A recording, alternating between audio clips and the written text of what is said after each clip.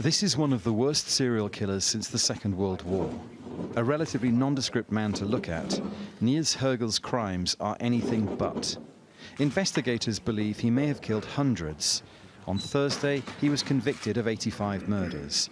A shortfall several in court deplored. Es ist sehr, sehr bitter. Man ist jetzt, ich sag mal, It's very, very bitter. We've gone through, I'd say, 2.5 years, really through hell. It's hard to bear at the moment. That's what it is.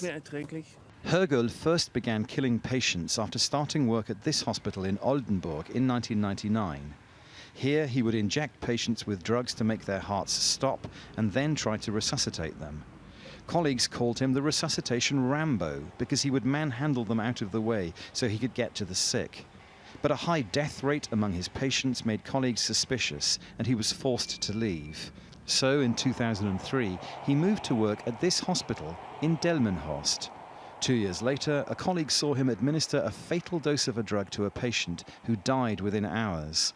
Arrested soon after, he's been in custody ever since. During this trial, it emerged Hoegel induced cardiac arrest in 90 Delmenhorst patients so he could enjoy trying to bring them back. For some relatives, Thursday's judgment is not enough. They believe the hospital authorities failed in their duties. I hope the connection of the two hospitals is made clear. I believe it's very important for all of us to bring those responsible to justice who allowed it to become a series of murders. Hoegel is already serving a life sentence for the murder of 2 patients during his time at the 2 hospitals. In handing down the verdict on Thursday, the judge told Hoegel the scale of his crimes made the mind boggle, meaning that one of Germany's most prolific mass murderers is unlikely ever to be released. Dominic Kane, Al Jazeera, Berlin.